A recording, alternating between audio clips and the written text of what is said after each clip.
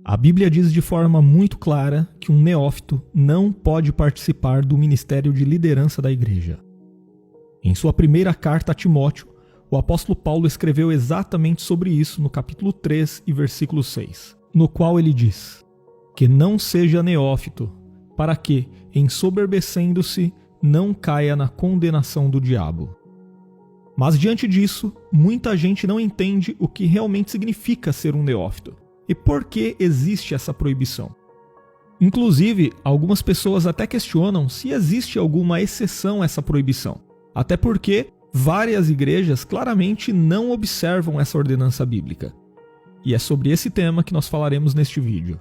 Então assista a este vídeo até o final, que eu tenho certeza que você vai entender muito bem esse assunto. E claro, se você ainda não se inscreveu em nosso canal, inscreva-se agora e não se esqueça de clicar no sino para ativar todas as notificações.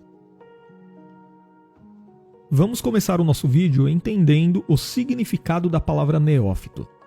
Na Bíblia, a palavra neófito indica uma pessoa iniciante na fé cristã, ou seja, um recém-convertido ao cristianismo.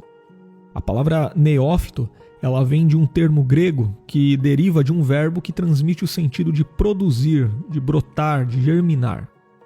Então, com base nesse significado, um neófito é como uma muda plantada, uma planta nova que começa a brotar e dar seus ramos. Inclusive, é com esse sentido que a Septuaginta, que é a tradução grega da Bíblia hebraica, usa essa palavra para indicar uma planta nova em sua tradução do hebraico de algumas passagens do Antigo Testamento, como por exemplo, Jó capítulo 14, versículo 9, Salmo 128, verso 3, 144, verso 12 e Isaías capítulo 5, versículo 7. Já no Novo Testamento, a palavra neófito aparece apenas uma única vez, e isso ocorre no texto que trata a respeito das qualificações do obreiro para o ministério de liderança cristã. Nesse texto, o apóstolo Paulo explica que a pessoa que deseja o episcopado, isto é, a pessoa que deseja exercer a liderança na igreja local, deseja uma excelente obra. Porém, Paulo diz que essa pessoa precisa se enquadrar em algumas condições para que possa exercer tal ofício. E uma dessas condições pontuadas pelo apóstolo é justamente que o bispo não pode ser neófito. De acordo com Paulo, naquele versículo que nós lemos no começo do vídeo, o neófito não pode presidir a congregação para não suceder que se ensoberbeça e caia na condenação do diabo. Mas aqui alguém pode perguntar, como assim? Por que o neófito não pode pastorear a igreja? Fica claro aqui no texto da primeira carta de Paulo a Timóteo que o neófito não pode liderar uma congregação local porque, obviamente, ele ainda não amadureceu na vida cristã. O recém-convertido, ainda que ele tenha outras qualidades exigidas para o ministério, como por exemplo, ser uma pessoa irrepreensível, fiel à sua esposa, que tenha domínio próprio, que não seja ganancioso, entre outras qualificações, ele ainda está impedido de servir como bispo. Inclusive, é interessante notar que várias passagens do Novo Testamento trazem metáforas agrícolas para falar da obra de Deus e de seu povo. Em outra parte, por exemplo, o próprio apóstolo Paulo fala dos crentes como plantas e da igreja como a lavoura de Deus, conforme nós lemos em sua primeira carta aos Coríntios, capítulo 3, entre os versículos 6 e 9. Então, o neófito, como um recém-plantado, claramente não possui a maturidade necessária para ser bispo da igreja.